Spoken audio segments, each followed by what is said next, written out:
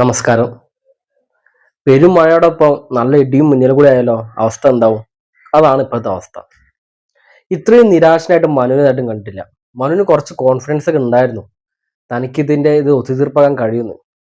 പക്ഷേ ബാലചന്ദ്ര മേനോന്റെ ആ ഒരു ആറ്റിറ്റ്യൂഡ് കണ്ടപ്പോൾ മനു ആകെ നിരാശനായി. നിരാശയോടെ അദ്ദേഹം സ്റ്റെപ്പ് ഇറങ്ങി താഴത്തേക്ക് വരികയാണ്. വൈജയന്തി ഉണ്ട്. എന്തായി ചോദിക്കും. മനു പറയും ഒരു രക്ഷയുമില്ല. ഞാൻ പെട്ടുപോയൊരവസ്ഥയിലായി പോയി അറിയും. വൈജയന്തി അറിയും അങ്ങനെ പറയരുത്. നീയാണ് അവളെ കൊണ്ട് കൊണ്ടുവന്നത്, അലീനയെ കൊണ്ടുവന്നത്. അപ്പോൾ ഇതിന്റെ ഉത്തരവാദിത്വം നിനക്ക് തന്നെയാണ്. അപ്പോൾ അങ്ങനെ കേട്ട് മനു പറയും ഞാനെന്തായാലും അലീനയുടെ അടുത്ത് പോയിട്ട് ഒന്ന് സംസാരിക്കട്ടെ. അതിന് മുന്നേ മനു പറയുന്നുണ്ട് ആരെ കൊന്നിട്ടാണെങ്കിലും ഇനി ജയിലിൽ കടന്നാലും അലീനനെ ഒരു സെക്കൻഡ് പോലും ഈ ഇവിടുന്ന് പറഞ്ഞയക്കാൻ ബാലചന്ദ്രമേനോൻ തയ്യാറല്ല. അതാണ് ഇപ്പോഴത്തെ അവസ്ഥ. അതും പറഞ്ഞിട്ട് മനു ഇവിടേക്ക് പോവാണ്, അലീനയുടെ അടുത്തേക്ക് പോവാണ്. അപ്പോൾ അലീനെ കാണിക്കുമ്പോൾ അലീന അടുക്കളേൻ്റെ അവിടെ ഇങ്ങനെ ചുരുണ്ടു കൂടി ഇങ്ങനെ കിടക്കാണ്. അപ്പം മനു പെട്ടെന്ന് കണ്ട് ഞെട്ടും. പറയാൻ കാരണം അങ്ങനെ ഒരു അലീനയെ കണ്ടിട്ടില്ല. എത്ര സങ്കടം വന്നാലും അവള് ഒരു ഇങ്ങനെ തളർന്നൊരു ലെവലിലേക്ക് നമ്മൾ ആരും കണ്ടിട്ടില്ല. മനു അലീന വയ്ക്കും പെട്ടെന്ന് ഞെട്ടി ഒരു ഭ്രാന്തിനെ പോലെ ആകെ സത്യം പറഞ്ഞാൽ എന്തോ മാനസികമായിട്ട് എന്തോ ഒരു പ്രശ്നം സംഭവിച്ച പോലെ തന്നെ അവൾ പെരുമാറാണ്. മനു ആകെ എന്തോ പോലെ പോകും. പറയാൻ കാരണം ഇങ്ങനെ അവൻ ഇതാക്കണമെന്നില്ല. മനു ചോദിക്കുന്നുണ്ട് നിനക്ക് എന്താ പറ്റി, നിന്നെ ആരെങ്കിലും ഉപദ്രവിച്ചോ, എന്തിനെങ്കിലും എന്നോട് പറയും. അപ്പോൾ അലീന പറയാണ് എനിക്കൊന്നും പറയാൻ കഴിയില്ല, പക്ഷെ ഒന്നും മാത്രം എനിക്ക് പറയാൻ കഴിയും, എനിക്ക് ഇവിടുന്ന് പോകാൻ പറ്റൂല. അപ്പോൾ കാരണം ഇങ്ങനെ മനു ചോദിച്ചുകൊണ്ടിരിക്കണം എന്താ കാരണം എന്ന് ചോദിച്ചുകൊണ്ടിരിക്കുക. പക്ഷെ അലീനയ്ക്ക് പറയാൻ കഴിയില്ല. അറിയാലോ അല്ല പറയാൻ പറ്റിയ കാരണമാണോ? അല്ല. അലീന പറയാണ് മനുവിടെ എനിക്ക് പോകാൻ പറ്റൂല. അവളെ എണീക്കുമ്പോൾ അവൾ വീഴാൻ പോകുമ്പോൾ മനു പിടിക്കാണ്. പറയാൻ കാരണം അവൾക്ക് ഒറ്റയ്ക്ക് നിൽക്കാൻ പോലും പറ്റാത്ത അവസ്ഥ. അവൾ പൊട്ടിക്കരയാണ്. തളർന്നൊരു ഭ്രാന്തിന്റെ പോലെ. അവസാനം മനുവിനോട് ഇത് തന്നെ പറഞ്ഞുകൊണ്ടിരിക്കുക എനിക്ക് പോകാൻ പറ്റില്ല. മനു കാരണം ചോദിച്ചിട്ട് അത് പറഞ്ഞില്ല. മനു അവളെ ആശ്വസിപ്പിച്ച് മനു തിരിച്ചു പോരും. പറയാൻ കാരണം അവളോട് പറഞ്ഞിട്ട് കാര്യമില്ല.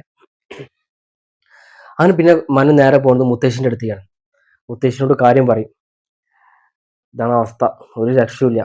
ബാലചന്ദ്ര മേനോൻ ഭയങ്കര ഇതാണ്. പറയാൻ കാരണം എന്താ പറയാ ഈ ശത്രുക്കൾ തമ്മിൽ നേരെ വന്നാല് അതിന് രണ്ട് പോക്കിരികൾ തമ്മിൽ നേരെ വന്നാല് അവിടെ തല്ലുംപിടി അല്ലെങ്കിൽ അടിപിടി ഉറപ്പ്, ആപത്തുറപ്പ്. ഇതിപ്പോ അതാണ് അവസ്ഥ. വൈജയന്തിയും ബാലചന്ദ്ര മേനോനും നേരെ വന്നതാണ്. രണ്ടുപേരും അങ്ങോട്ടും ഇങ്ങോട്ടും വിട്ടുകൊടുക്കുന്നില്ല. രണ്ടുപേരും കട്ടയ്ക്ക് നിൽക്കാണ്. അപ്പോൾ ഇതിനൊരു അടിച്ച് പിരിയാന്നല്ലാണ്ട് പറഞ്ഞ് വേറൊരു ഓപ്ഷൻ ഇല്ല. അങ്ങനെ അതും പറഞ്ഞിട്ട് മനു പറഞ്ഞ് പോവാണ്. ഇവള് മുത്തശ്ശി പറയുന്നുണ്ട്, ഇവളല്ല കേട്ടോ, മുത്തശ്ശി പറയുന്നുണ്ട് അലീനയ്ക്ക് പോയിക്കൂടെ, അലീന എന്തിനാ പേടിച്ച് നിൽക്കണമെന്ന് ചോദിക്കും. അപ്പോൾ മനു പറയും അലീനയ്ക്ക് അങ്ങനെ പോകാൻ പറ്റൂല. ചിലപ്പോൾ കാറിടിച്ച് കൊല്ലുന്നോ വെടിച്ച് കൊല്ലുന്നോ ചിലപ്പോൾ അതിനും വലുതെന്തും ചെയ്യുമെന്ന് പറഞ്ഞ് ഭീഷണി പഠിച്ചിട്ടുണ്ടെങ്കിലോ. മുത്തശ്ശി ഇങ്ങനെ പേടിച്ചാൽ എങ്ങനെ ചോദിക്കും. അപ്പം മനു പറയും മുത്തശ്ശിക്ക് 19 വയസ്സായി, ഇനി മരിച്ചാലെന്ത് ജീവിച്ചാലെന്ത്, മുത്തശ്ശിക്ക് പേടിക്കാനൊന്നുമില്ല. അതുപോലെയാണ് ഒരു 23 വയസ്സായ ഒരു പെൺകുട്ടിന്റെ കാര്യം. അങ്ങനെ അത് പറഞ്ഞിട്ട് അവൻ അവിടെ നിന്ന് ഇറങ്ങി പോവാണ്. മുത്തശ്ശി ആകെതായി. പിന്നെ അടുത്ത കാണിക്കുന്നത് മനു കാറ് ഒരു സീൻ ഉണ്ട്. അതിന്റെ മുന്നേ ഒരു സീൻ ഉണ്ട്. മനു ഈ വിട്ടിറങ്ങി ഈ കാറിന്റെ ഈ ഡിക്കി തുറന്ന് ഇങ്ങനെ മുകളിലേക്ക് നോക്കുമ്പോ ബാലചന്ദ്ര മേനോൻ ഉണ്ട് മുകളിൽ ഇങ്ങനെ തുറിച്ചൊരു ഒരു വല്ലാത്തൊരു ഭാവമാണ് നോക്കി നിൽക്കുന്നത്. മനു ഒന്നും ഇതാക്കിയതാ, മനു കൊണ്ട് പോയി. അങ്ങനെ പിന്നെ കാണിക്കുന്നത് മനുവിന്റെ വീട്ടിലേക്ക് എത്താണ്. പക്ഷെ കാറിൽ നിന്ന് ഇറങ്ങാൻ അവന് കഴിയുന്നില്ല. പറയാൻ നല്ല കോൺഫിഡൻസോട് മാത്രമല്ല രാജീവ് അവിടെ പോയിട്ട് വലിയ പ്രശ്നം ഉണ്ടാക്കാതെ താൻ പോയിട്ട് അതൊക്കെ ഒന്ന് അലീനനെ അവിടെ നിന്ന് പറഞ്ഞേക്കാനുള്ള ഒരു ഒക്കെ വിചാരിച്ച് പോയതല്ല. പക്ഷെ അതൊന്നും നടന്നില്ല. അപ്പൊ അവന്റെ മനസ്സിൽ ഒരു കാര്യം കൂടി ഉണ്ട്. പറയാൻ രാജീവിനെ കൂടി ഇടപെട്ടാൽ ഇനിയിപ്പോ അവിടെ പ്രശ്നം ഇരട്ടിക്കുള്ളൂ.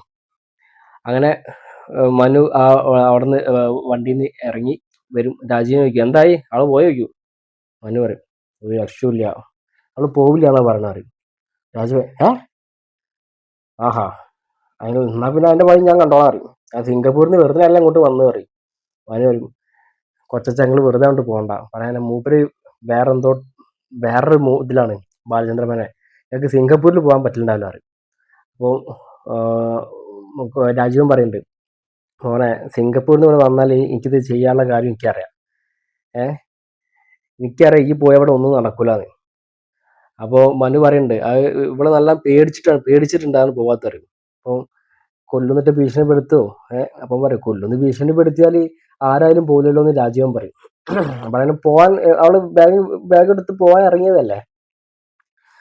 അങ്ങനെ മനു പറയുന്നുണ്ട്, വെല്ലിച്ചൻ പറയുമ്പോൾ ഈ സംഭവമൊക്കെ അറിഞ്ഞ കാര്യം ആള് മിലിറ്ററി ഗംഗേട്ടൻ. അപ്പം പറഞ്ഞിട്ട് വെല്ലിച്ചനും അച്ഛനും കൊച്ചനും കൂടി ഒന്ന് സംസാരിക്കുക, അതാവും നന്നാവുക. പിന്നെ വെല്ലിച്ചന് എന്തൊക്കെയോ കാര്യങ്ങൾ ഇതിന്റെ ഈ പ്രശ്നത്തിന്റെ ഒരു കാര്യങ്ങളൊക്കെ അറിയുമെന്ന് എനിക്ക് തോന്നുന്നുണ്ട്. അപ്പോൾ രാജ്യം പറയും, എനിക്കിപ്പോൾ ഈ പ്രശ്നങ്ങളൊക്കെ ഒത്തുതീർപ്പാക്കാനുള്ള പ്രായം പക്വതൊക്കെ ആയിട്ടുണ്ട്. അപ്പോൾ ആരുടെ അടുത്തേക്കൊന്നും പോകേണ്ട ആവശ്യമില്ല, ഇത് ഞാൻ റെഡി ആയിക്കോളാം. അപ്പോൾ മനു പറയും, എന്താ വെച്ചാൽ ആയിക്കോളി പറയാൻ. കാരണം ഇത് നമ്മൾ വിചാരിക്കുന്ന പോലത്തെ ഒരു അവസ്ഥയിലല്ല അവിടെ കാര്യങ്ങൾ മുന്നോട്ട് പോകണത് പറയും. പിന്നെ കാണിക്കുന്നത് ഇവിടെ അലീനനെ കാണിക്കുന്നുണ്ട്. നമ്മളെ അലീന ആ ഇവിടെ തന്നെ എന്താ പറയുക, കിച്ചണിൽ ഇങ്ങനെ ഇങ്ങനെ ഇങ്ങനെ ചെറിയ ഇങ്ങനെ ഒരു മൂലയ്ക്ക് ഇങ്ങനെ ചുരുണ്ട് കൂടി കിടക്കുക. പെട്ടെന്ന് ബെല്ലടിക്കുക, അല്ലെങ്കിൽ ഞെട്ടി എണീക്കല്ല, ഞെട്ടി തല ഇങ്ങനെ മുന്നോട്ട് പൊന്തിക്കും. പറയാൻ കാരണം ബാലചന്ദ്ര മേനോനാണ്. ആ മണിക്ക് ആ ഒരു കോളിമ്പല്ലിന് ഭയങ്കര പവറാ. രണ്ടാമത് അടിക്കും, അവൾക്ക് എണീക്കാൻ കഴിയില്ല. അവിടെ കാലൊക്കെ ഇങ്ങനെ ഇങ്ങനെ ഇങ്ങനെ ഇങ്ങനെ കുഴഞ്ഞ പോലെ, അവള് നമ്മൾ കുഴഞ്ഞ ആൾക്കാരുണ്ടല്ലോ അതേപോലെ അവൾക്ക് നടക്കാൻ കഴിയില്ല. പറയാൻ കാരണം മാനസികമായിട്ട് അത്രയ്ക്കും തളർന്നു പോയി. പറയാൻ കാരണം നടക്കാൻ പോലും പറ്റാത്തൊരവസ്ഥ എന്താവും അല്ലേ. എണീറ്റിട്ട് ഇങ്ങനെ തപ്പി, മറ്റേ ചെറിയ കുട്ടികൾ ഇങ്ങനെ നടക്കണ പോലെ തപ്പി തടഞ്ഞ് ഇങ്ങനെ നടന്നു പോവാ. പിന്നെയും കോലുമ്പൽ അടിക്കുമ്പോൾ അവളെ എനിക്ക് നടന്ന് അവിടെ എത്തും. ആ കോണിപ്പടീൻ്റെ അടുത്ത് എത്തുമ്പോൾ വൈജയന്തി വരണം. വൈജയന്തി ചോദിക്കും, എന്താണ് നേരത്തെ ഈ കരണ്? നേരത്തെ എന്നോട് എന്താ പറഞ്ഞത്? എനിക്ക് പോകാൻ പറ്റാത്ത കാരണം എന്താ പറയും. അപ്പോൾ പറയാം, എനിക്ക് പറയാൻ കഴിയില്ല, നിങ്ങൾ ഈ വീടിൻ്റെ നന്മയ്ക്ക് വേണ്ടിയിട്ട് ആണ്, അല്ലാണ്ട് വേറെ ഒന്നിനല്ല, എനിക്കിവിടെ നിൽക്കാൻ ആഗ്രഹം ഉണ്ടായിട്ടൊന്നുമല്ല, ഈ വീടിൻ്റെ നന്മയ്ക്ക് വേണ്ടി മാത്രമാണ് ഞാൻ ഈ തീരുമാനം എടുത്തതെന്ന് പറയും. അലീന പറയും. വൈജയന്തി വിടില്ല. വൈജയന്തി അറിയും, ഈ ആ കാരണം പറഞ്ഞിട്ട് പോയാൽ മതി. ഇവിടുന്ന് പോവാൻ നിന്ന് ഈ പെട്ടെന്ന് ഈ ഡിസിഷൻ മാറ്റി. അപ്പോൾ എന്താണ് ബാലചന്ദ്ര മേനോൻ പറഞ്ഞ കാര്യം, എന്തുകൊണ്ടാണ് ഈ പോകാത്തത്, ആ കാരണം ഇവിടുന്ന് പറഞ്ഞിട്ട് ഈ മുകളിലേക്ക് പോയത് അറിയും. അപ്പോൾ വീണ്ടും മറ്റേ കോണിമ്പള്ളി അത് അലാറടിയാണ്, ഒരു അപായ സൂചനയാണത്. ട്രീന്നാണ് ഇത്. അപ്പോൾ ഇവളിങ്ങനെ മുകളിലേക്ക് നോക്കും. പിന്നും ഇവർ രണ്ടാളും സംസാരിച്ചുകൊണ്ട് പെട്ടെന്ന് പോകുന്നൊരു ഷൗട്ട്. ബാലചന്ദ്ര മേനോൻ, അതിനെ എത്ര ടൈമായി വിളിക്കണേ, എത്ര സമയം വേണോ എനിക്ക് വരെ, എനിക്ക് വിളിച്ചോണ്ട് വന്നിട്ട് കണ്ട് ഞെട്ടിക്കും. അങ്ങനെ അലീന എൻ്റെ മുകളിലേക്ക് ഇങ്ങനെ കയറി പോകുമ്പോൾ വൈജയന്തിനെ ബാലചന്ദ്ര മേനോൻ നോക്കും. ബാലചന്ദ്ര മേനോൻ വൈജയന്തിനെ ഇങ്ങനെ നോക്കും. ആ ഒരു ഇതിലാണിപ്പോൾ ഇന്നത്തെ 133ാമത്തെ എപ്പിസോഡ് അവസാനിച്ചത്. അപ്പോൾ നാളെ ഭയങ്കര ക്രൂഷ്യലാണെന്ന് തോന്നുന്നുണ്ട്. നാളെ വൈജയന്തിനെ അല്ല അലീനനെ എല്ലാവരും പിടിച്ച് പുറത്താക്കണം, ഇതൊക്കെ കാണിച്ചത്. അപ്പോൾ എന്താ നാളെ കണ്ടിട്ട് നമുക്ക് ബാക്കി പറഞ്ഞുതരാം കേട്ടോ. അപ്പോൾ എല്ലാവരും ലൈക്ക് ചെയ്യണം, കമൻറ്റ് ചെയ്യണം, ഹൈപ്പ് ഉണ്ട്, ഹൈപ്പ് ബട്ടൺ നിൽക്കണം, സബ്സ്ക്രൈബ് ചെയ്യണം. Okay, good bye. Vipin Viswanathan.